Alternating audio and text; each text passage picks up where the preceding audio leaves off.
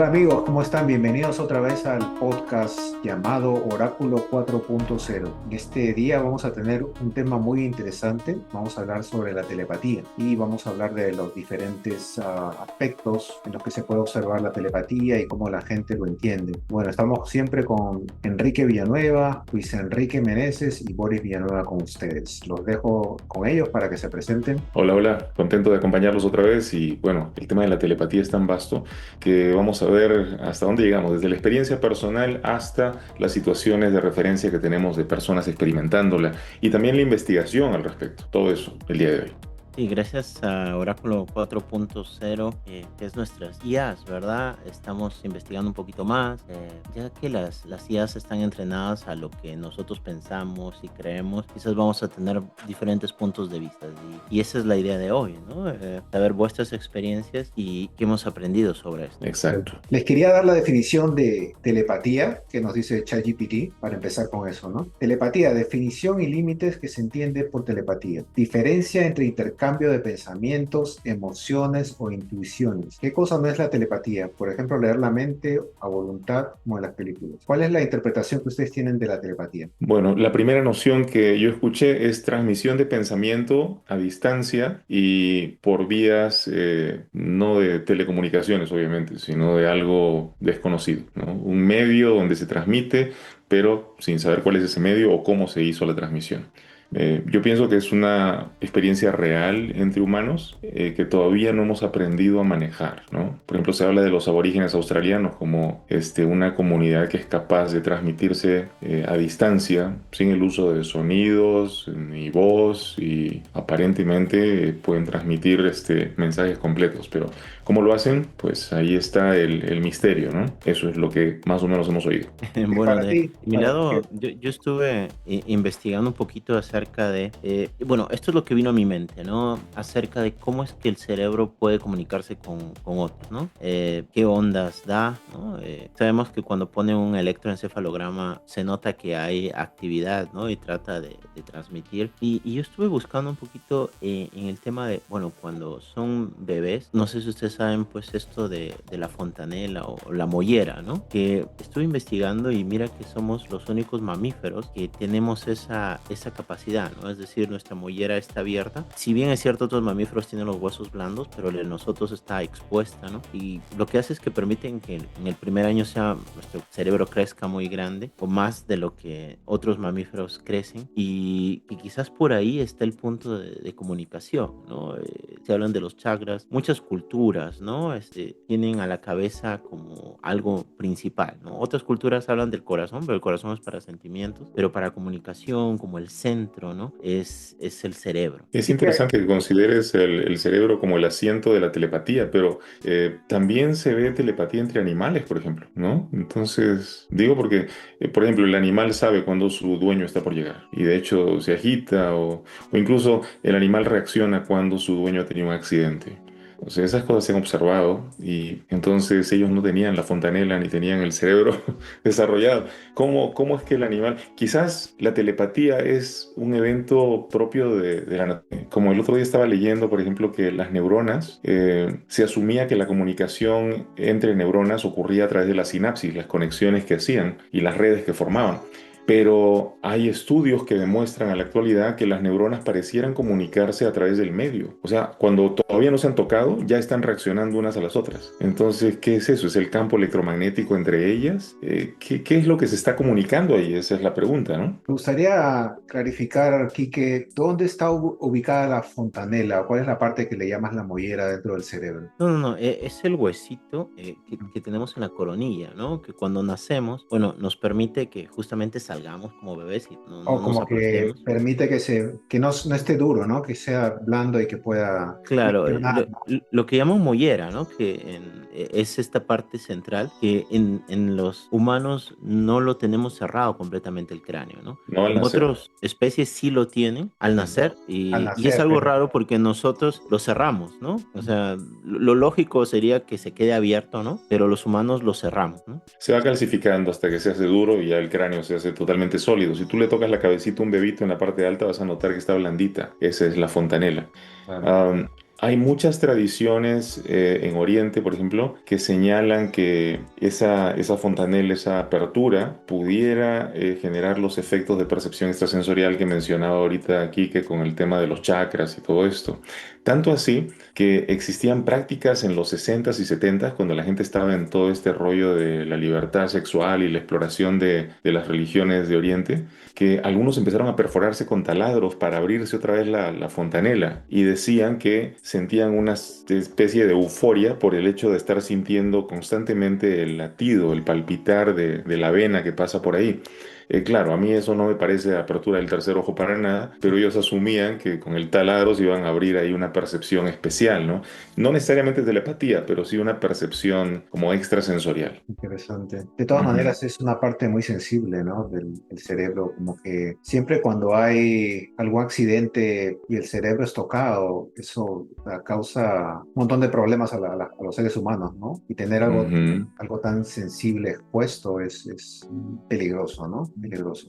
Claro. Ahora, si vemos, por ejemplo, las experiencias de lo que llamamos telepatía, no sé si ustedes las han tenido. Yo tengo, como siempre he estado interesado en los fenómenos extraños paranormales, es como que a lo largo de los años vas colectando, pues, tus diferentes experiencias, ¿no?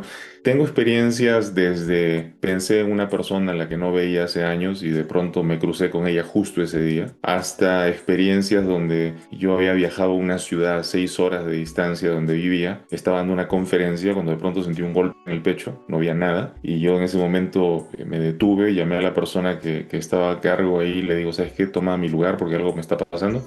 Me senté y traté de experimentar qué es esto, qué es lo que estoy sintiendo y me vino a la mente mi hijo, que Siddhartha en ese momento estaba bebé de un año, año y medio.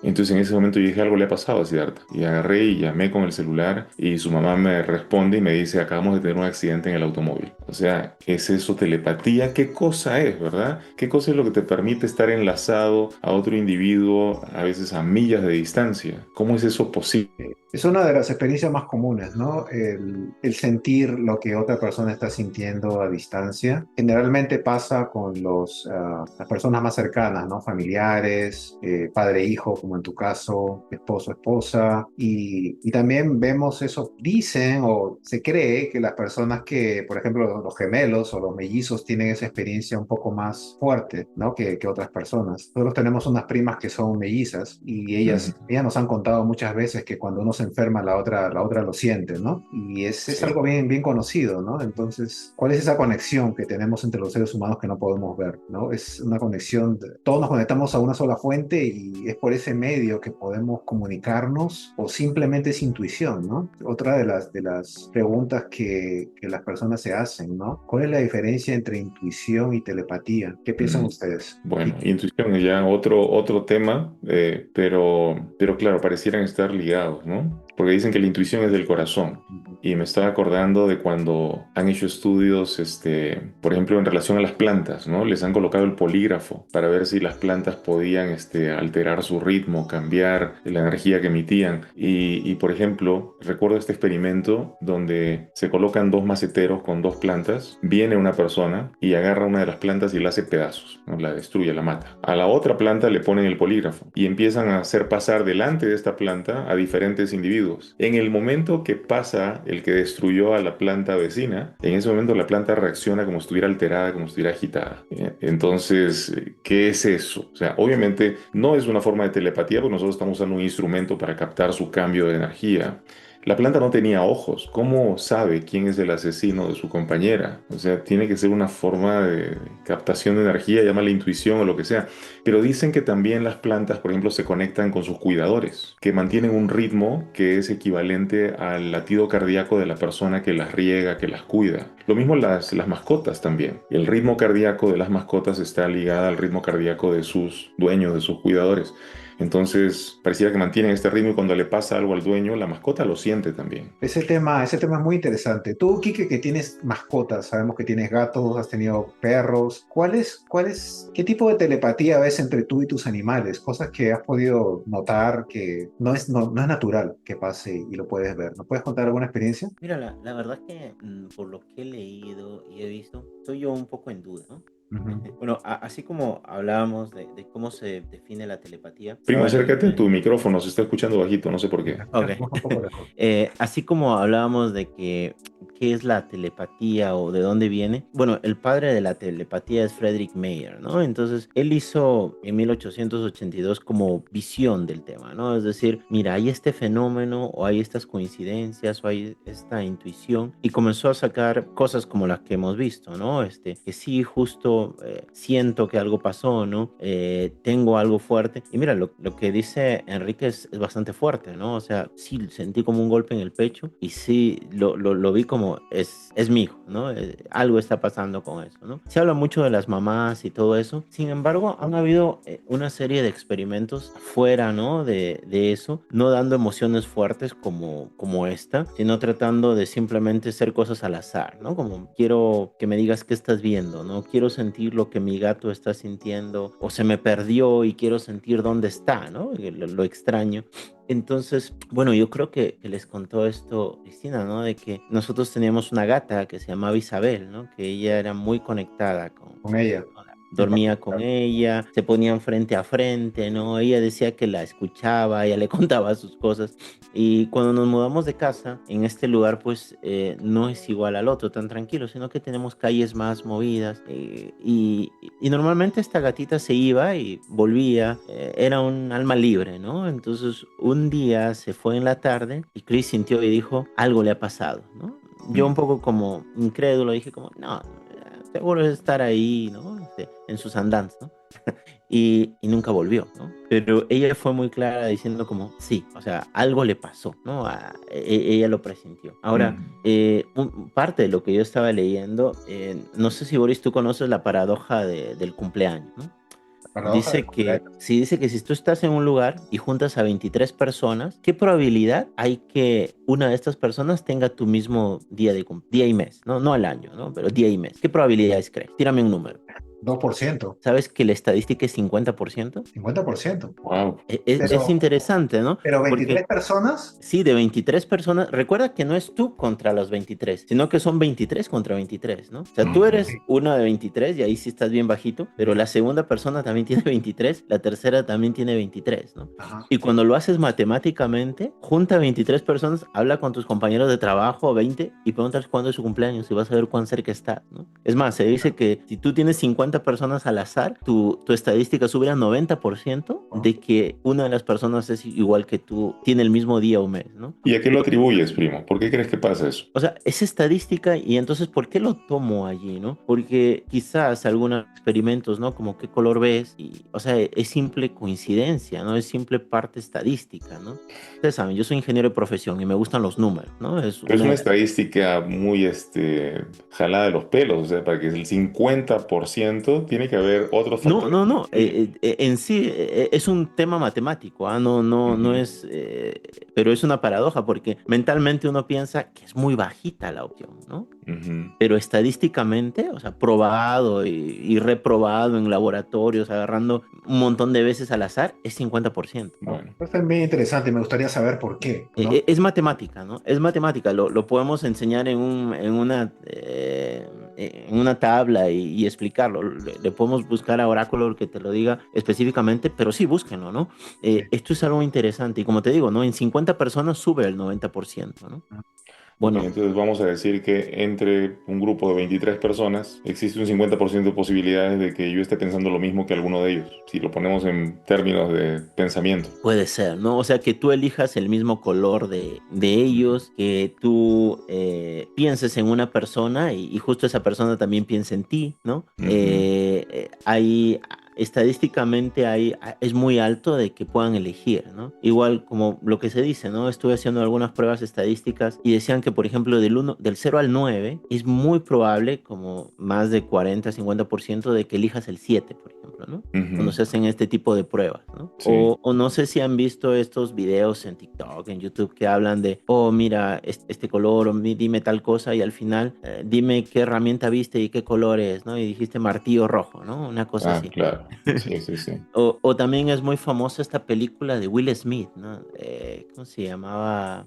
que él comienza a trabajar en mente de una persona para que pueda apostar. Oh, ya, pero eso es manipulación, mentalismo, sí. Claro, ¿no? Entonces, muchas cosas hemos visto pues de magia, ¿no? De personas que leen la mente, que es puro truco, ¿no? O sea, Ujú. es puro señas, movimiento de ojos y cosas así para que logren, pero lo que pasa es que uno se sugestiona y piensa que hay mayor incidencia de lo que realmente hay, ¿no? Pero la parte matemática también te dice, no, si ustedes buscan esa paradoja del cumpleaños, es de que es muy alta también la probabilidad de que sí, ¿no? O sea, si, por ejemplo, la clásica, ¿no? De las mamás es como, oh, me llamaste y justo estaba pensando en ti, ¿no? Mm. Entonces, si también lo haces estadísticamente, dices, ¿en quién más estabas pensando y cuántas veces al día estabas pensando? O sea, fácil que era que sí, pues justo cuando estés pensando te llame, ¿no? Y que te quería preguntar de los gatos otra vez. Disculpa que te incida en los Sí, sí, gatos, sí. porque vi una experiencia de primera persona, ¿no? O sea,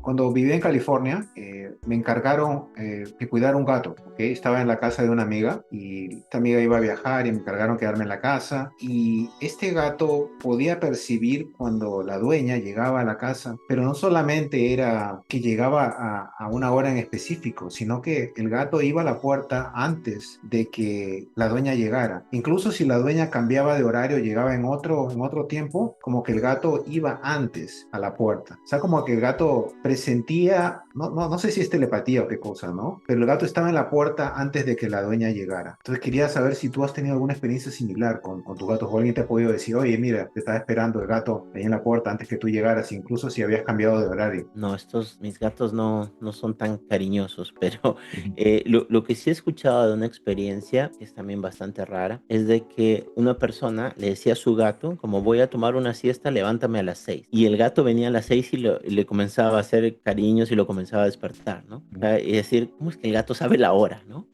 Pero ¿Realmente la sabe o captó algo diferente, ¿no? claro, o qué capto, porque también ustedes les ha pasado, ¿no? Que se tienen que levantar a las 6 de la mañana para el trabajo, O si tu 5 y cincuenta y cerebro se ocho abren los prende, ¿no? ojos, ¿no? Se prende automáticamente tu cerebro. Porque seguro que en alguna parte de mi cerebro puede tener un reloj que puede saber exactamente cómo funciona la hora, porque tenemos la capacidad, ¿no? Tenemos la capacidad. Entonces sería interesante, ¿no? Que nosotros transmitamos algo para el gato para que él nos venga y nos despierte, ¿no?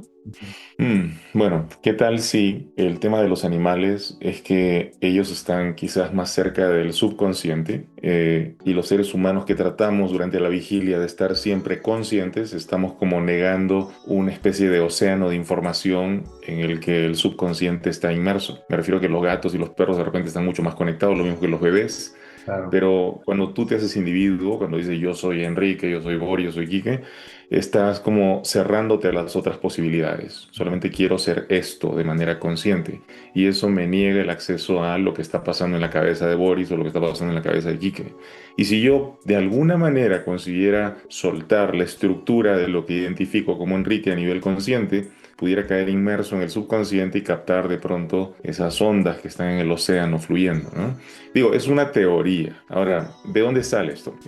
Estaba conversando previamente a la conversación aquí con Lumen, que es mi inteligencia artificial, y le pedí que me recordara un estudio de los 70s en el laboratorio Maimónides en Nueva York. Yo leí de esto hace más de 10 años y quería que me lo actualizara. Entonces me dice esto, ¿no? En los años 60 y 70, el Maimonides Dream Laboratory, o sea, el laboratorio de los sueños de Maimónides de Brooklyn, realizó una serie de experimentos pioneros, donde un emisor se concentraba en una imagen mientras el soñador dormía conectado a un electroencefalograma. Cuando el soñador entraba en la fase de sueño REM, el sueño paradójico, o sea, ya estás dormido y se empiezan a mover los ojos abajo de los párpados, esa es la fase REM. Cuando el soñador entraba en esa fase, los investigadores lo despertaban y sus descripciones oníricas coincidían sorprendentemente con el contenido enviado por el emisor. Entonces, varios estudios consecutivos mostraron resultados estadísticamente significativos, sugiriendo que durante el sueño REM se pudiera facilitar la percepción extrasensorial. Aunque controvertidos, estos trabajos siguen siendo una de las bases históricas más sólidas del fenómeno telepático en estados de sueño. O sea, lo que están diciendo es básicamente que cuando estás dormido, eres telepático. Todos los seres humanos en la fase REM aparentemente recibimos información. Ya caímos en el subconsciente, ya el yo se ha borrado. Y ahora imagínate que ustedes estuvieran dormidos y yo agarro y sostengo este cristal. Ustedes están con los ojos cerrados y están dormidos, pero yo agarro y pongo todos mis sentidos, cómo huele, cómo sabe, cuánto peso tiene, cómo luce. Y mientras estoy calibrando con todos mis sentidos, estoy pensando en ustedes al mismo tiempo. Luego agarro lo oculto y los despierto, asumiendo que ustedes estaban en la fase REM cuando yo estaba sosteniendo el cristal. Si los despierto y les pregunto qué soñaron, ustedes van a coincidir. Soñamos con un cristal, que teníamos un cristal en la mano. ¿Cómo pasa eso? A ver, explícalo estadísticamente, ingenierilmente, primo. Enrique, tú hablas del estos experimentos que es Ganzfeld, ¿verdad? Bueno, yo los leí como los experimentos de Maimonides Laboratory en los Ok, 70. porque lo que dice es de que la probabilidad al azar en esos experimentos era de 25%, ¿no? De que coincida. Y ellos recibieron un 35% de aceptación. No, no todos salieron Ujú. exactamente. No fue un 100%, ¿verdad? 25% yo creo que fue cuando hicieron las pruebas con las cartas Zener creo que se llaman. Creo que ese es otro experimento también, pero, Ujú. pero Bueno, sí, ¿no? 50. Pero lo que se dice es de que, bueno, o sea, no, nunca se logró un 100% con eso, no, ¿no? no, al 100% no se logró, pero era una estadística bastante alta, de que eso era demasiado probable en la fase REM y mucho menos probable cuando estabas en el nivel consciente, básicamente eso. Pero entonces para mí fue una explicación de por qué, por ejemplo, cuando yo participé de las mesadas, de los trabajos chamánicos, de los curanderos, de los brujos en Perú, y yo notaba que como eso de las 11, 12 de la noche se ponían en el trance, ¿no? Tomaban alguna bebida alucinógena potente, un San Pedro, un ayahuasca. Y claro, trabajaban a lo largo de la noche. Y cuando estaban haciendo el daño o la brujería, se concentraban en la foto de la persona, porque el chamán ni siquiera conocía a la persona a la que le iba a hacer daño o a la que iba a curar a distancia. Observaba la foto, se concentraba en la persona y claro, yo decía, ¿por qué a esta hora? Claro, la otra persona está dormida y lo más probable es que esté en REM. Algo va a recibir, alguna cosa le va a llegar al cerebro en ese momento. Claro, en ese momento cuando yo viví la experiencia con los chamanes no tenía explicación para eso. Ha sido años después que voy atando cabos diciendo que puede ser que por ahí venga el tema de la conexión que existe entre mentes a distancia. Porque yo entendía el daño que hacían por la boca, o sea, te ponen un elemento en la comida y te envenenan. Pero el daño por aire de los brujos, ¿qué diablos es eso? O sea, ¿cómo es eso que concentrándote en una foto puedes mandar maleficio o beneficio? ¿Cómo? Y la única explicación que encuentro es esto, la conexión durante la fase REM. Ujú. También el Tiene vudú, ¿no? bastante El vudú sentido, ¿no? también hace algo parecido, pero con un muñeco. Pero, ¿qué tanto tiene que ver? Porque mucha gente dice, si crees en brujería te va a afectar, ¿no? Pero si Ajá. no, si no crees en eso, no, no te afecta. ¿Qué tanto creen que eso es cierto? Bueno, a ver, yo creo que si tú crees que estás protegido, hay menos probabilidades de que te afecte. Y si crees que eres débil y que te va a afectar, es como que te abrieras a recibir y de hecho creo que tu propio miedo te afecta más de lo que te afecta la brujería. Ahora, en una ocasión di una demostración en un salón en Happy and Relax hace muchos años atrás en California. Agarré a las personas del público y pregunté, ¿no? ¿Quién no cree en el vudú? Entonces un chico joven ahí, creo que tenía 18, 19 años, levantó la mano. Entonces le digo, pasa aquí al frente, por favor, ¿no? Entonces lo puse aquí al frente y agarro, le digo, ¿traes algún anillo o algo? ¿Alguna cosa en el cuerpo? No, no traigo nada. Te le digo, ¿vienes con alguien? Sí, vengo con mi mamá. Entonces, le digo a la señora, ¿tiene algún anillo? Oh, sí, tengo un anillo. A ver, démelo. Le digo, este anillo, como viene de usted, representa el alma de su hijo, le digo. Entonces el chico, ya de ahí ya lo está sugestionando, pues, al decir eso, ¿no? Entonces le digo, mira lo que traigo aquí y traía yo un muñeco que parecía como un muñeco vudú. Yo lo hice con yute y con palos y cosas, no se veía bien grotesco. Entonces agarro el anillo delante de todos y hago como que lo meto, pero en realidad me lo guardé en la mano, ¿no? Lo metí, lo cerré ahí y entonces agarro al chico y le digo, ok, quiero que me mires bien, lo sostengo y no se dio cuenta que yo le dejé el anillo ahí en el hombro, ¿no? En ese momento fue... No me acuerdo en qué momento, o se lo puse en el bolsillo, no me acuerdo. Pero el tema es que él tenía el anillo todo el rato.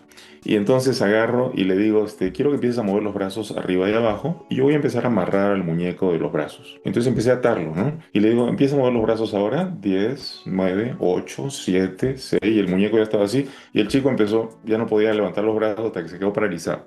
Entonces le digo, ok, vamos a hacer lo mismo ahora con tus piernas, ¿ok? Entonces quiero que empieces a levantar los pies y yo voy a empezar a atar los pies del muñeco. Entonces otra vez, 10, 9, 8, 7 y el chico ya no podía levantar los pies, se quedó atorado, ¿no? Entonces le digo, ¿qué pasa? ¿Por qué no puedes moverte si es que tú no crees en el vudú? Y entonces me dice, no sé por qué. Entonces le digo, déjame que voy a atar la boca ahora. Entonces le empiezo a atar la cabeza al muñeco. Y el chico le digo, ahora cuenta tú del 10 al 0 en retroceso. 10, 9, 8. Entonces ya se quedó mudo también. Y toda la gente estaba pues sorprendida, ¿no? Pero es pura hipnosis. Es pura hipnosis, es todo lo que es. Entonces, cuando ya no pudo hablar, le digo, quiero explicarme lo que ha pasado, ¿no? Él dice que no cree en el vudú y sin embargo el hecho de que yo haya amarrado al muñeco y haya hecho ha generado el efecto de que él está paralizado. Pero en realidad no está paralizado. Su mente cree que está paralizado porque cree que el alma suya está dentro del muñeco. Entonces agarré y lo abrí y les mostré que no había nada. Le digo, está en tu bolsillo, no me acuerdo dónde se lo puse. Pero le digo, lo primero que le dije es, date cuenta de que sí puedes hablar, haz un sonido. Y digo, ok, di tu nombre. Y ya dijo su nombre. Le digo, ahora mueve los brazos, sí puedes hacerlo. Y ya cuando movió las piernas, le digo, ahora sí busca el anillo que te lo puse ahí. Y ya lo sacó y bueno, toda la gente feliz y contenta. Entonces ahí fue donde les digo, ¿no?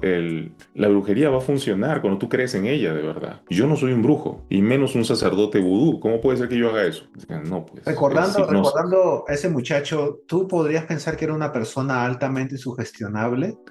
¿O, o es la imagen de autoridad que tú proyectabas que ocasionó que él realmente pudiera caer bajo el efecto de esa hipnosis? Entendamos algo, todos somos sugestionables dependiendo del contexto y de diferentes formas. O sea, por ejemplo, yo de repente soy mucho más sugestionable a las cosas supernaturales, ¿no? Y de repente Quique es más sugestionable a los números y a las cosas que le parecen científicas o las fórmulas, ¿no? Y tú de repente eres más sugestionable a la música. Entonces, no es que unos sean más sugestionables que otros, es en realidad cómo entras, a través de qué sentido entras a darle sugestión a la otra persona.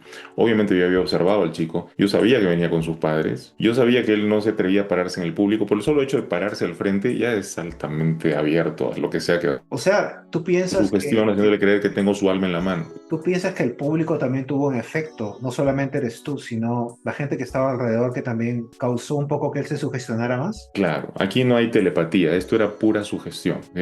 Y en dado caso, entendamos que la sugestión no ocurre porque yo esté transmitiendo un poder o una energía sobre él, ocurre porque de alguna forma yo estoy imponiendo una idea en su mente y esa idea está siendo aceptada. O sea, no es transmisión de pensamiento, en realidad es solamente sugestión. Ahora sí, para sugestionarlo, yo estoy usando mecanismos que hacen resonar su cerebro emocional con mi cerebro emocional. Así como se conectan madre e hijo en el cuidado, ¿no? Y los dos generan oxitocina, vamos a decir que yo estoy generando un efecto también en su cerebro emocional, pero lo estoy haciendo a través del tono de voz, a través de los gestos, a través de el teatro que estoy armando ahí, y él es altamente sugestionable. Y les digo, eso es también lo que pasa en el mal de ojo, por ejemplo. Cuando una persona dice, oh, le pones el hilito rojo y nadie le puede hacer daño, o le pones una cosita aquí en la muñeca roja y ya no le pueden hacer la brujería a tu niño, o el mal de ojo. En realidad eso es resonancia del cerebro límbico, el cerebro emocional. Por eso es que no llega a pasar la impronta, la impresión de energía sobre el bebé. A ver, un bebé es como una esponja que capta infinitos rasgos. ¿Por qué? Porque su primer lenguaje es emocional. El bebé no está captando tu lenguaje, está captando tu tono de voz, está captando tu gesto.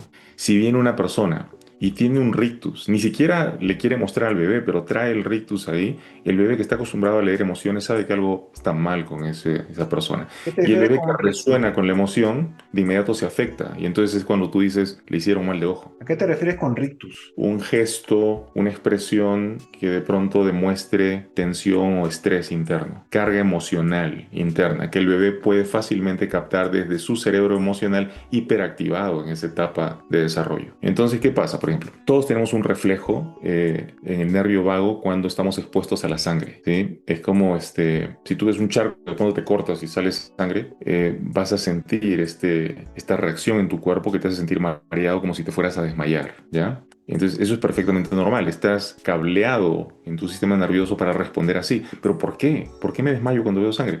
Porque si realmente es tu sangre, si permaneces consciente y de pie, lo que va a pasar es que la sangre se va a drenar fuera de tu cuerpo. Pero si caes al suelo, bajan las pulsaciones, la presión arterial baja. En ese momento, la sangre puede llegar a tu cerebro otra vez, recuperas la conciencia, pero ya hubo tiempo para que cicatrizaras o por lo menos para que coagulara la sangre. Es un mecanismo de protección en el cuerpo. Ahora, ¿qué pasa cuando yo vengo con esta carga energética, me acerco a un bebé y el bebé está obviamente abierto a toda la influencia emocional que yo pueda traer conmigo, pero su mamá le puso la cintita roja o le puso el hilito rojo en la frente? Yo que venía con la carga emocional me veo frente a esa cosa roja y en ese momento mi presión arterial baja y toda la carga energética que traía en mí decrece. Entonces ya no puedo imponer o dejar mi impronta negativa sobre ese bebé. Yo considero que por eso ocurre la protección durante esa etapa, ¿no? Cuando le pones una cintita o una protección o guairuros como hacen en Perú, ¿no? Y eso no es telepatía, pero es otra forma de transmisión. Por eso digo, ¿qué es la transmisión? Este pensamiento, esa emoción,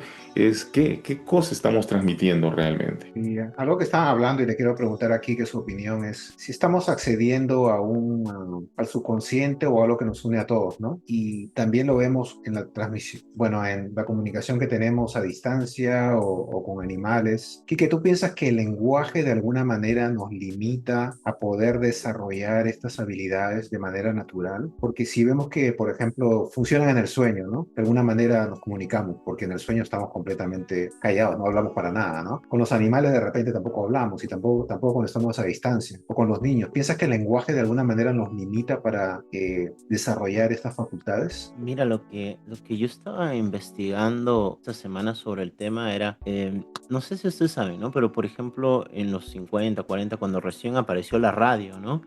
Uno podía estar, no sé, pues en Perú, prender la radio y escuchar la radio de la BBC de Londres, ¿no? Una cosa así. Bien. Pero ahora eso es imposible, ¿no? Porque hay demasiadas señales en el camino, ¿no? Es decir, aparte de las señales de radio, las de Bluetooth, las de Wi-Fi, la 5G, ¿no? Ahora se viene la 10G.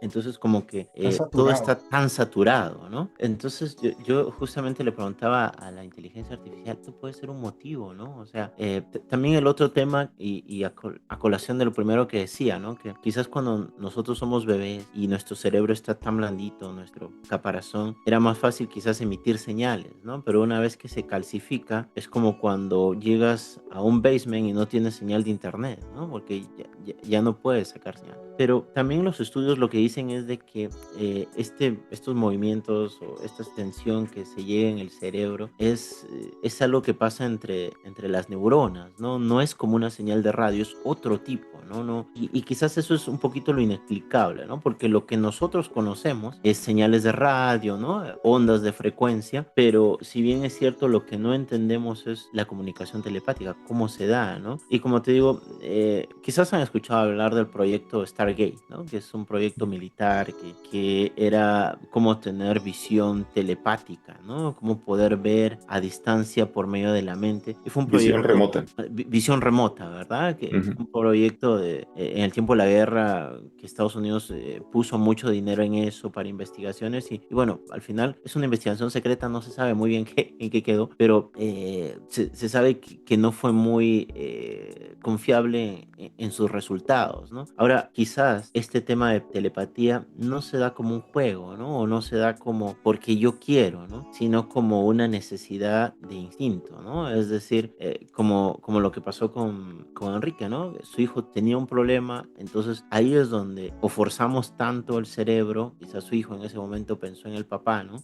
O se da justamente en momentos específicos, ¿no? Que quizás no podemos controlar ahora en este plan. Ahora, también quizás yendo al tema espiritual, ¿no? Cuando las personas hacen una oración, ¿no? Hacen una oración en su mente, hacen una oración en su corazón, lo que llaman, y cómo es que ellos sienten que la oración es respondida, ¿no? Es como que estamos hablando de telepatía con Dios, Alá, gran arquitecto del universo, como lo quieras llamar, ¿no? Entonces, mucha parte de la humanidad cree en eso, ¿no? De que el conversar con un creador y no estás conversando con alguien que puedes ver, ¿verdad? Alguien que puedes tocar. Algunos quizás para tener un sentimiento más humano es que visitan pues a un santo, ¿no? O a una estatua o a un Buda, ¿no? Y ahí, o es más, ¿no? Hacen peregrinación, ¿no? Camino de Santiago, hacen una peregrinación a la Meca, ¿no? Para que en ese lugar específico y santo pueda haber esa comunicación, ¿no? Entonces, yo creo que los humanos pues tienen esa capacidad, pero que no es del todo controlable este plan, ¿no? O sea, de que hay estadísticas y el problema es que cuando tú quieres repetirlas no las tienes porque simplemente pues no lo has puesto a las personas en el extremo que necesitamos, ¿no? O O no sea son que, necesarias. o sea que tú piensas que esto se manifiesta como en momentos de necesidad extrema, como que se abren los canales o algo así. No, y hay estudios sobre eso, ¿no? Como una persona, una mamá que pudo levantar un auto porque su hijo estaba debajo, ¿no? Y ella 1000 veces lo prueba otra vez y no puede, ¿no?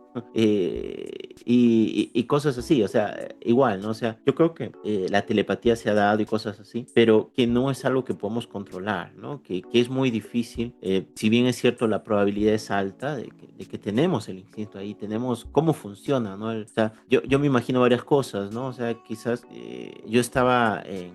¿Cómo se llama? Dormido, ¿no? Pero quizás como yo no sé que mis manos estaban sintiendo, ¿no? O que mis pies podían tener la aroma de lo que estaba pasando y es por eso que pude verlo, ¿no? Porque también lo que sabemos, ¿no? Digamos, esta mano que vemos aquí en un año no va a ser la misma mano, ¿no? Todas las células se van a regenerar, van a cambiar, las mismas moléculas van a ser algo diferente y somos parte de un todo, ¿no? Entonces, ¿qué tal si por ahí viene la comunicación, ¿no? Pero lo que digo, ¿no? Mira, el proyecto Stargate, que es un proyecto que ha invertido muchísimo dinero, han puesto muchas personas a prueba, han hecho, no lo han logrado. Yo Ahí creo. voy a discrepar, primo. Ajá, sí, sí, Yo, dime. yo digo que sí lo lograron. Estamos hablando de la época de la Guerra Fría. O sea, en los 60 los rusos estaban entrenando espías psíquicos y los americanos no querían quedarse detrás. Contratan a Ingo Swann y él empieza a entrenar soldados para esto. Fueron bastante efectivos. No, no en relación a telepatía, pero sí en relación a visión remota. O sea, eran capaces de infiltrarse con sus mentes, por ejemplo, en silos nucleares y decir cuántas ojivas se encontraban ahí. O sea, daban detalles que eran luego verificables. O sea, en ese sentido, la visión remota realmente trabaja. Tanto así que cuando termina ese proyecto, muchos de estos soldados quedan como en el aire, ¿no? Flotantes. En los 70s y 80s ellos empiezan a entrenar civiles con esta capacidad. Aquí cerca de Utah, en Nevada, en Las Vegas, algunos de estos militares empezaron a entrenar a la población civil, ¿no? A los que querían tomar el entrenamiento. Y yo conocí a un par de ellos. Una de estas señoras trabajó con un equipo de remote viewing en Hawái y colaboraban con la policía para encontrar a personas perdidas. Y eran absolutamente efectivos como equipo. O sea, se concentraban ellos, agarraban su lápiz y papel, recibían el impulso, empezaban a hacer... Al final ubicaban hasta con coordenadas la posición en la que el cuerpo había sido depositado. Y lo que digo es que esa clase de percepción psíquica es muy evidente y yo digo que es bastante efectiva. Algunos de estos la usaban para ganar dinero en Las Vegas, por ejemplo. Y lo hacen, ¿no? Y todavía lo hacen. Pero nuevamente, regresando al tema de la telepatía, hace un rato decías que quizás esto ocurre de manera espontánea y no tenemos control, pero pienso que la tecnología al ritmo de desarrollo puede detonar esa posibilidad. Por ejemplo, mira esto. Esto lo leí hace un tiempo atrás y se lo pedí ahorita al ChatGPT y me dice, en el 2003, un equipo internacional de la Universidad de Barcelona, Francia e India logró el primer experimento de telepatía instrumental mediada por el Internet. O sea, el medio fue el Internet. Pero ¿cómo se hizo? Mira. Una persona en la India transmitió la palabra hola en un código binario usando un electroencefalograma. O sea que se colocó un casco que él leía la actividad cerebral. Esta persona de India, en su mente, en su idioma, dijo hola. En ese momento, ese mensaje fue recibido por otra persona en Francia mediante estimulación magnética transcraneal. O sea, el electroencefalograma captó la información en India, la transmitió a Francia y a través de estimulación magnética transcraneal, el señor en Francia escuchó en su mente que le decían bonjour. O sea, lo Ok, escuchó en su propio pero idioma. lo que yo creo sobre eso es que no importa si hubiera estado en Francia o al otro lado, si es que estaba siendo transmitido por un cable, ya no es telepatía. No, no, no, es que, ¿cómo te digo? Sí, sí me dejo A entender mi ver, sí, punto, sí, porque entiendo lo sí que leí del dices. experimento, ¿no? Entonces, o sea, Ujú. el medio de transportador fue la internet y lo llevaba. Claro. Pero, o sea, la internet puede transportar algo al que está al lado como el que está en Egipto, ¿no? Claro, pero Entonces, ahora piensen esto. A ver, ujú, ahorita estamos transmitiendo, tenemos fibra óptica y todo eso, pero hay un dispositivo que está captando actividad cerebral, está captando el campo y los movimientos en el campo de información del cerebro. Y hay otro dispositivo que está transmitiendo esa información del campo a otro receptor, otro cerebro. Nosotros en el futuro, digo, vamos a tener probablemente los medios para ya no usar fibra óptica, sino de pronto la misma emisión electromagnética. Como todavía no lo concebimos, creo que todavía no lo afinamos, pero creo que es posible. Si ya existe esto, y como bien dijiste, es telepatía instrumental mediada por el Internet. Pero mira lo que ha pasado ahora. Mira este experimento, y este es más nuevo. Esto ocurrió en el 2024. También es un experimento en telepatía. Bueno, ¿cómo es esto? Varios equipos, como REM Space, en el año 2024, exploraron telepatía asistida durante sueños lúcidos. Saben ustedes lo que son sueños lúcidos, ¿verdad? Cuando la persona entra voluntariamente en el espacio onírico con la conciencia de quién es. Porque la mayoría de nosotros entramos al sueño y no nos acordamos ni de quiénes somos ni de lo que estamos haciendo. Pero esta gente que se ha entrenado para tener sueños lúcidos, entran al sueño y saben, yo soy Enrique Villanueva y estoy soñando que estoy en Egipto y estoy viajando por las pirámides. Bueno, eso es el sueño lúcido. Entonces acá, dos soñadores lúcidos, ubicados en lugares distintos, lograron intercambiar palabras simples dentro del sueño mediante estímulos auditivos y respuestas codificadas. Aunque preliminar y sin revisión formal, el experimento sugirió que el sueño lúcido REM, otra vez la fase REM, podría funcionar como una interfaz natural de comunicación mente-mente. Y esto obviamente representa un paso emergente hacia formas de telepatía tecnológica. Sí, telepatía tecnológica. Creo que es lo que viene, ¿no? Eventualmente nos van a instalar un dispositivo, ¿no?, en la oreja y yo me voy a poder conectar con el campo de tu cerebro, Kike, y vamos a empezar a conversar por impresiones. Ya ni siquiera voy a decir nada. O sea, voy a pensar algo y tú vas a recibir la impresión en tu cerebro y lo vas a decodificar. Y no importa qué idioma hables, porque al final es la actividad cerebral que pasa a otro cerebro con otra actividad cerebral que recibe. Entonces, eso es lo que viene, yo creo. ¿Qué dicen? Oh, bueno, sí. no sé, Boris. Sí, bueno, he estado viendo muchos experimentos y estaba viendo las pruebas que estaba haciendo Elon Musk con en su laboratorio de este chip que les van a poner en el cerebro a la gente y todos los avances que están logrando, ¿no? Con el Neuralink, ¿no es cierto? Ujú. Y han logrado muchos progresos, ¿no? Como que personas que están experimentando con juegos simples, ¿no? De videojuegos y la gente puede mover, por ejemplo, el mouse, nada más con su mente, ¿no? Y bueno, están haciendo muchos avances, ¿no? En esto, sobre todo con las personas que tienen problemas de movilidad, ¿no? Y sí, yo pienso que el futuro ahorita nos depara muchas cosas nuevas, ¿no? Lo que siempre hay ese temor, ¿no? De que por tener objetos externos dentro de nuestro cerebro, ¿no?, va a ser también un mecanismo de control, ¿no? Por la gente que maneja estas tecnologías, ¿no? Esa es la parte complicada, ¿no? De este asunto, pero creo que puede haber mucho beneficio, ¿no? Sobre todo para las personas que han perdido sus capacidades físicas, ¿no? Para ayudarlos a otra vez integrarse en la sociedad. Yo quiero Sí. traer algo más. Quizás Enrique conoce acerca de la glándula pineal, ¿verdad? Muchos lo conocen como el tercer ojo, ¿verdad? Como el RAC, una formación. Y he estado tratando de buscar estudios sobre eso, ¿no? Y realmente creo que no se ha experimentado, ¿no? No he encontrado algo de que se haya tratado de usar la glándula pineal como una especie de antena para poder predecir o ver. Y yo creo que por ahí algo de nuestros ancestros conocía, ¿no? Porque si bien es cierto, ellos conocían acerca de esta glándula y es parte de mucho que tiene que ver con la percepción, ¿no? Mucho que tiene que ver con lo que podemos sentir. No sé, ¿tú qué has estudiado de eso, Enrique?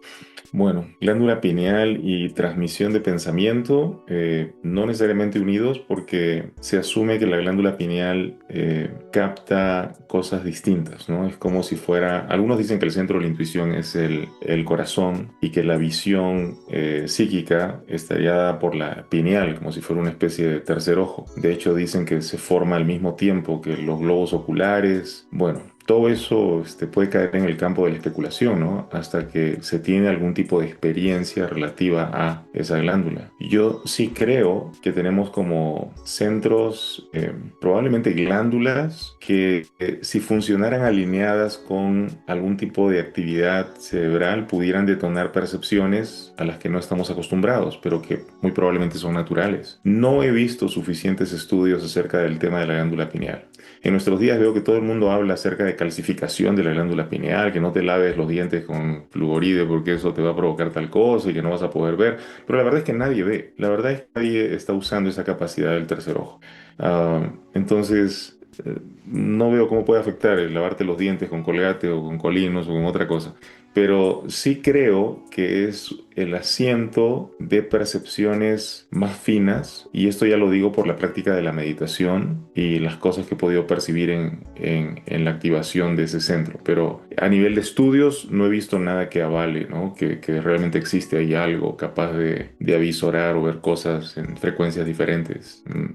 No, científicamente no, todavía. Ahora, ¿es porque no lo hay o porque no han investigado? Es la pregunta. Ay, hay tantas cosas que desconocemos, ¿no? Tantas cosas por ejemplo, yo a este punto hay cosas que sé por experiencia, por lo empírico, pero no tengo una explicación racional o científica para ello. Entonces, claro, con el tiempo, cuando surgen otros elementos de juicio, uno, el punto A y el punto B, y digo, por eso puede haber sido.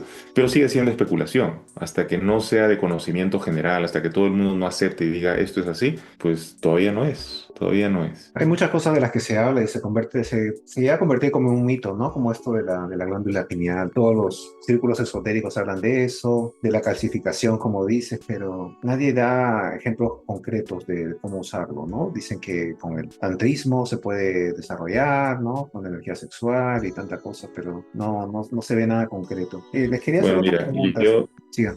puedo compartirles experiencias personales al respecto de telepatía, por ejemplo, o de glándula pineal. Pero igual son muy mías, o sea, Claro. quedan como anécdotas de alguien raro que medita y que experimenta cosas extrañas, pues, ¿no? Claro, mientras otra persona no pueda reproducir lo mismo que tú has percibido, entonces queda como algo anecdótico, ¿no? Exactamente. Pero, por ejemplo, en la experiencia de contacto que estábamos conversando en el episodio anterior, contacto con extraterrestres y todo este rollo, allí se daba la experiencia de telepatía instrumental que llamamos psicografía, ¿no? O sea, tú cerrabas los ojos, tomabas lápiz y papel, abrías tu mente y esperabas que llegara comunicación de parte de estos seres. Y claro, si tú creías y estabas inserto en el sistema de comunicación, entonces una intuición de ese tipo podía ser traducida como con un significado X.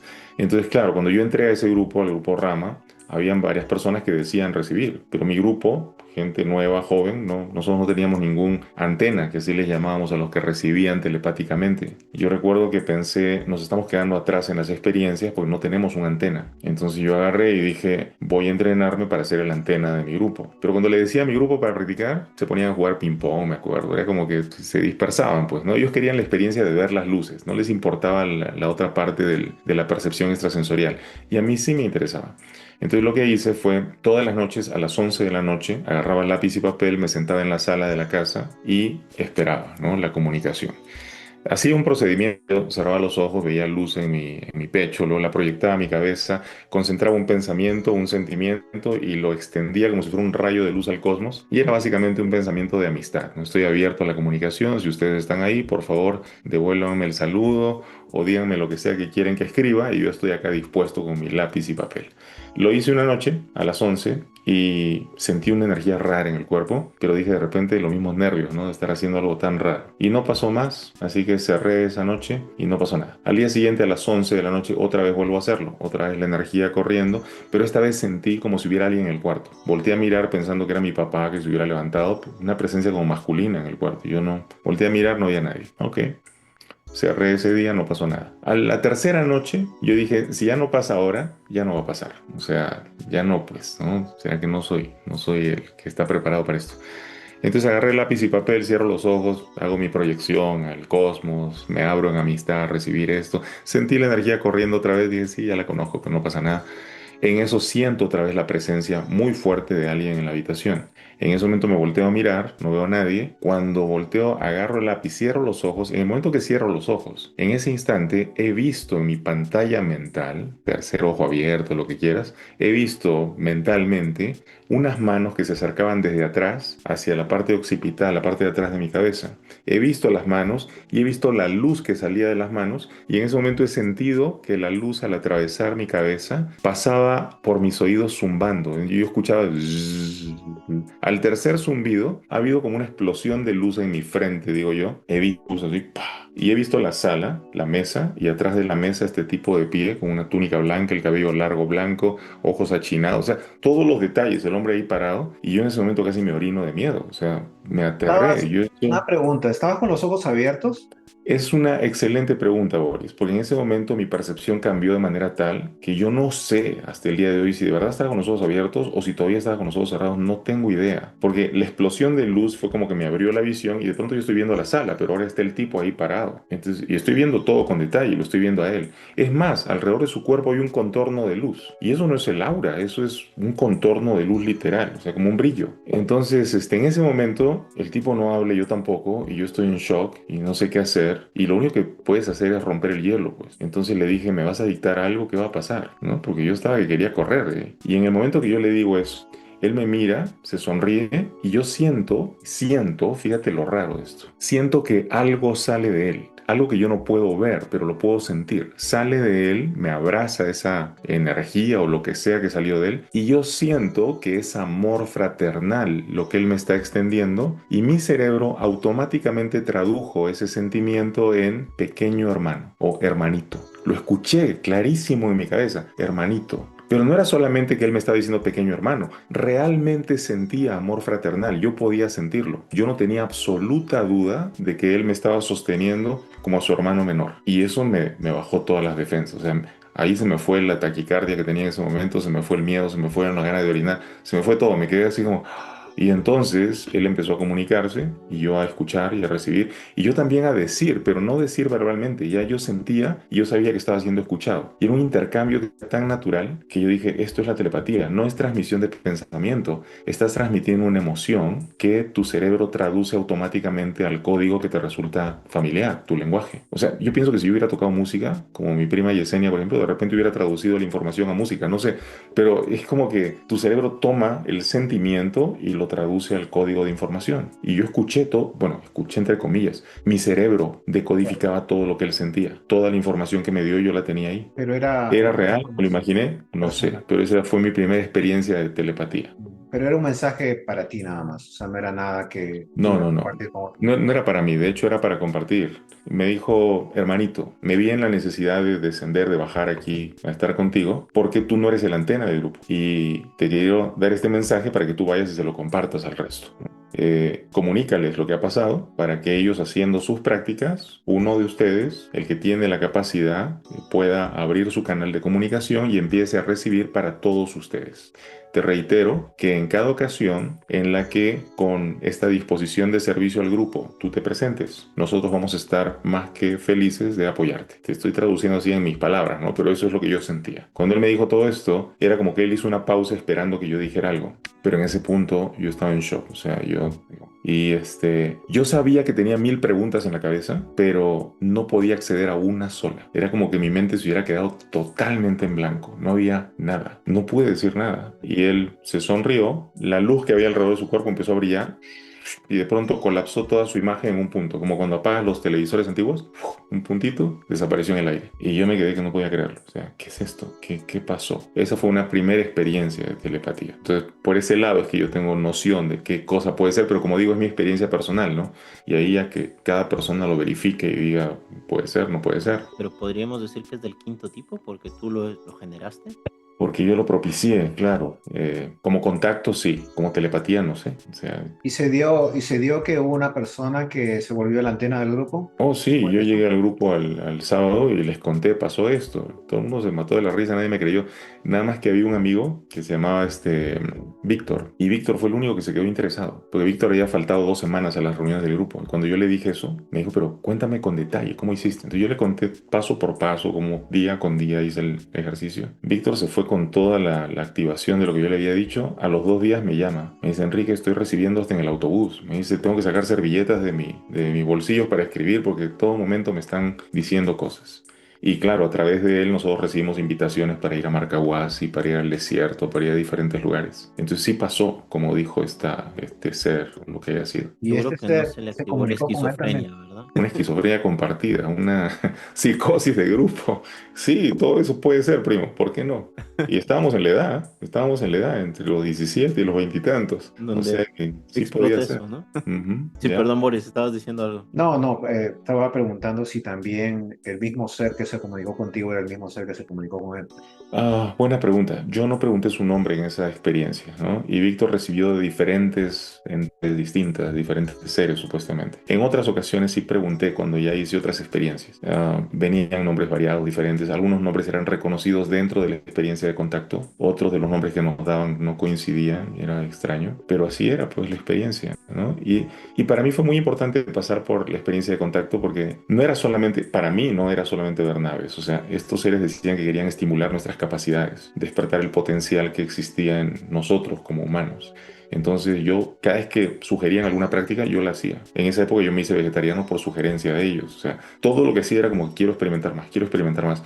Y de verdad se daban experiencias bien interesantes, como esa de telepatía, pues. Te quiero hacer unas preguntas que son incómodas para las personas que creen en la telepatía. A ver, quiero saber qué piensan. Por ejemplo, esta, y si lo que llamamos telepatía es miedo a estar solo, ¿qué piensan de esa pregunta? Dale, Kike. Bueno, yo bromeé un poquito, ¿no? Cuando dije, pero también es una posibilidad. ¿Qué tal si es esquizofrenia, no? Ujú.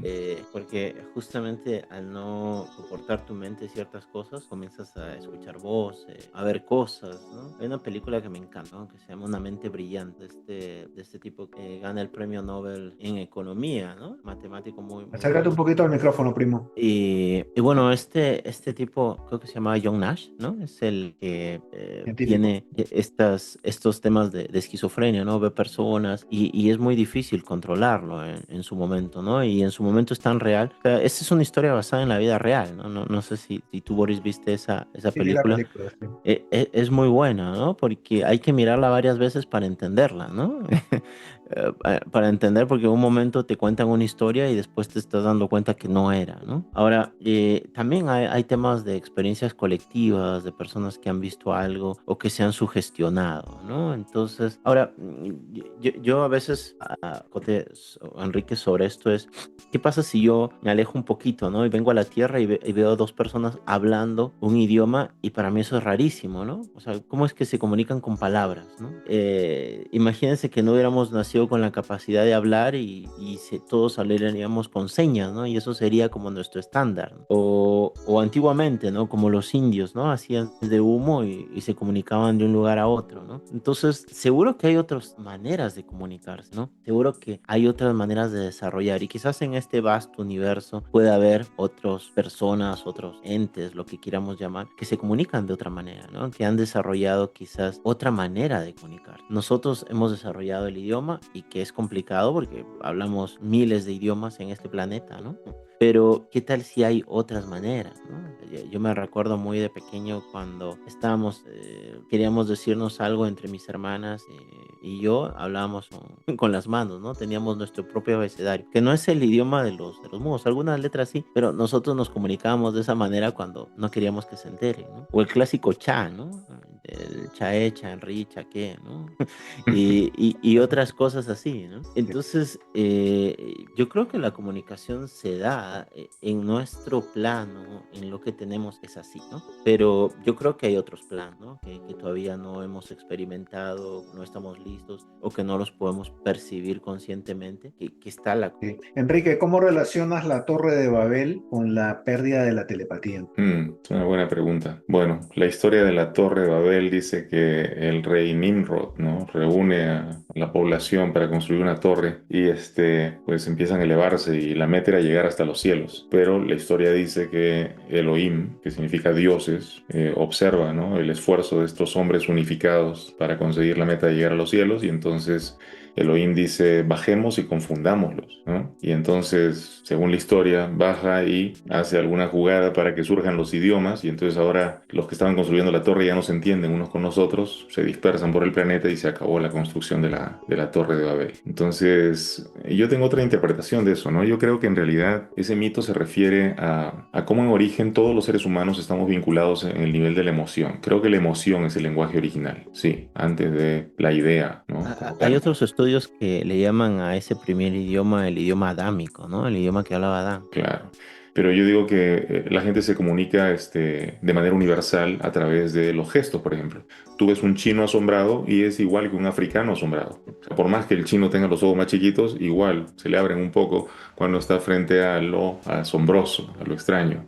Igual la alegría la ves en un bosquímano como la ves en un mongol y es alegría, la vas a reconocer, no importa si tú eres de Sudamérica. Entonces, el lenguaje de las emociones es universal, es previo al lenguaje verbal, es probablemente previo al desarrollo de la corteza cerebral. Entonces, creo que el mito de la Torre de Babel se refiere a eso, se refiere a el momento de la aparición de las lenguas que de alguna manera nos quebró porque nos separó, al mismo tiempo que pareció unificar nuestro esfuerzo tribal o comunal, nos separó como especie, nos fragmentó. Pero sabes que volviendo a tu experiencia que tuviste cuando estabas tratando de hacer la psicología, recordando lo que Ujú. comentaste, tu experiencia con este ser también fue algo emocional, ¿no? Exacto, Y sí. entonces podría ser que la base de la telepatía sea las emociones, ¿no? Porque el cariño que él te expresaba, hermanito, es una emoción fuerte, pero a la vez tu cerebro lo estaba interpretando como hermanito, aunque no eran palabras. Mi cerebro lo interpretaba porque yo podía sentirlo, yo podía sentir el amor Sentías la fraternal. emoción, ¿no? Claro, Y la emoción se traducía en una idea. claro. Pero tú preguntaste originalmente si pudiera ser que nosotros nos aferramos a la idea de la telepatía porque tenemos miedo de la soledad, de no estar conectados.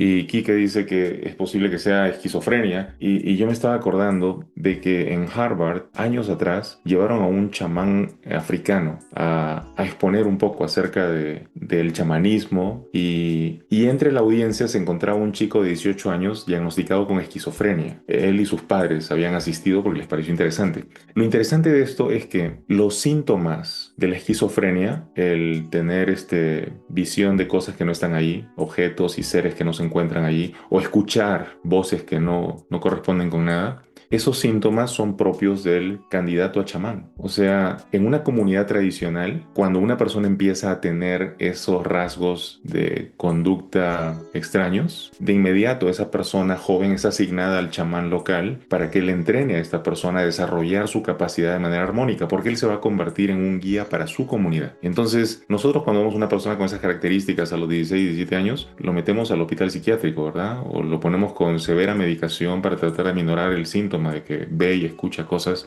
que aparentemente no están ahí. Bueno, para el chamán africano, esos son solamente señales de que tenemos aquí un potencial chamán. Entonces, cuando él dio su discurso en Harvard, los padres se acercaron y le dijeron, queremos que tome a nuestro hijo como su pupilo, su aprendiz. Se lo llevó a África. El chico vivió varios años con él y cuando regresa convertido en un chamán, ya no en un esquizofrénico. Y tiene capacidades psíquicas desarrolladas, se presentó en Harvard. O sea, estamos hablando de que este tema es probablemente cultural, el tema de la esquizofrenia. De verdad que sí. Interesante. Claro, como nosotros tenemos la tendencia a observar al esquizofrénico como limitado, enfermo, fuera de lugar, ignoramos todo el potencial que existe allí para desarrollarse. Y claro, en la inhibición de su propia capacidad, esta persona termina de verdad sintiéndose alienado y mal respecto al grupo y a la comunidad, porque no va a ser visto bien. ¿Sabes? Volviendo al tema de las emociones, Ujú, justo la esquizofrenia se produce por un trauma fuerte, ¿no? Como un gatillo emocional también que lo ocasiona, ¿no? Y dicen que la gente desarrolla la esquizofrenia, bueno, porque tiene herencia, ¿no? Tiene la tendencia a crear, pero es un trauma fuerte, ¿no? Que se cae en esa emoción y la persona empieza a perder noción de la realidad, empieza a ver cosas que de repente no están, ¿no? Y ujú, la característica más importante para que un médico se dé cuenta de que esa persona está esquizofrénica o no, es que esa persona no se da cuenta que está enferma. ujú, Y yo lo vi, yo estudié psicología en Perú y había uno de los médicos, cuando estábamos haciendo la práctica profesionales, había un médico ahí que le había dado un ataque, se había vuelto esquizofrénico y todavía lo tenían trabajando en ese hospital porque le tenían cariño, ¿no? Y lo ponían a hacer el diagnóstico inicial a los pacientes, ¿no? Eso de que le dicen, oye, ¿cómo te sientes aquí? 1, 2, 3, 4, 4, 5, 6, 7, 8, 9, 10, ¿no? Y él todavía tenía arranques esquizofrénicos, pero él siendo médico psiquiatra había tenido esquizofrenia, pero no se daba cuenta que tenía los síntomas. Entonces, Ujú. esa era la manera de diagnosticarlo a él con esquizofrenia porque no se daba cuenta. Y me parece interesante porque tenía todo el conocimiento en su cabeza de lo que es una esquizofrenia, sin embargo no Ujú. podía reconocerlo en sí mismo. Exactamente. Me parece muy... Ya, pienso yo, una forma de negación y de protección también, ¿no? Porque mi sociedad no lo va a aceptar. Así que lo mejor que puedo hacer es negar esto que me está pasando. Pero Como un chamán africano no pasa eso. pero es una negación inconsciente. Claro, claro, es un mecanismo de protección que sale de la sombra directamente. Ujú. Pero bueno. Bueno, chicos, ya vamos más de una hora. No sé si quieran redondear las ideas. Quique. Bueno, yo como les digo, ¿no? Gran parte de mí dice que es estadista, ¿no? Que hay mucho de que creemos que es telepatía o que estamos transmitiendo algo, pero no, es solo que coincidencias, ¿no? Pero hay otra parte que sí me dice que en otro plano, en otro manera de lo que es conocido y normal, nuestro cerebro tiene esa capacidad, ¿no? O sea, nuestra glándula pineal, nuestro cerebro, nuestro cuerpo puede percibir, puede comunicar cosas que quizás las estamos comunicando, pero tampoco sabemos cómo interpretar, ¿no? Quizás yo puedo comunicar algo en este momento a Boris, Reike, pero ellos no lo están interpretando porque hemos perdido quizás esa capacidad, ¿no? Como ese clásico ejemplo de antes podíamos mover las orejas, ¿no?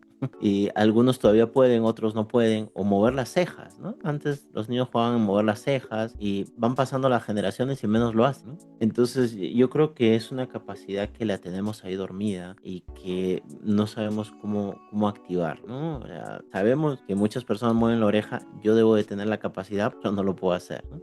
Más o menos va por ahí, ¿no? O sea, está ahí, ha sucedido, funciona, pero no es algo que puedo manejar completamente. Eso sería mi resumen. Bueno, yo tengo mucha esperanza de que la tecnología propicie cada vez más la posibilidad de telepatía instrumental que eventualmente se convierta en telepatía de campo, que el campo propicie la facultad y que eventualmente desaparezcan instrumentos para que nosotros descubramos que ya tenemos integrada la neurología adecuada como para hacer la experiencia de la telepatía de manera natural y espontánea y que los niños puedan nacer así también. Pienso que para allá vamos. Tengo toda la expectativa de que así va a ser. Yo también pienso lo mismo, pienso que nada más tenemos que entrenar la capacidad de tener acceso a ese campo subjetivo, diría yo, ese campo que nos une a todos. Es el canal por el cual podemos comunicarnos de una manera libre, ¿no? Y pienso que el lenguaje de alguna manera nos limita, ¿no? A poder acceder a ese campo, porque de alguna manera cuando desarrollamos el lenguaje nos ayuda de muchas maneras, ¿no? Pero también pienso que nos limita y de repente, quién sabe, ha sido una de las causas por las cuales no hemos desarrollado otras cosas, ¿no? Porque según las experiencias con extraterrestres, toda la comunicación es mental, emoción, ideas decodificadas por nuestro cerebro. Entonces quizás cuando dejemos de enfocarnos un poco en el lenguaje y enfocarnos más en otras habilidades, de repente vamos a poder desarrollar y de repente la tecnología va a ayudar en ese punto, ¿no? En un futuro cercano. Y ahora cierro diciéndote y diciéndoles lo que Lumen, mi inteligencia artificial, me dice acerca de la telepatía. Dice, la telepatía entendida como comunicación mente-mente parece menos un poder mágico y más un continuo natural de resonancia entre sistemas nerviosos. La ciencia muestra destellos, el sueño REM, interfaces BCI, sincronización cerebral, que sugieren que la mente puede compartir información por vías no tradicionales. Lo emocional y lo simbólico parecen transmitir más que las palabras mismas. Si la conciencia es relacional, la telepatía podría ser simplemente la mente reconociéndose en otras mentes. Así que con eso los dejo, chicos. Creo que ha sido bastante rico en información y muy pronto estaremos reuniéndonos acá con nuevos temas igualmente interesantes. Buenas noches. Muchas gracias, hasta pronto.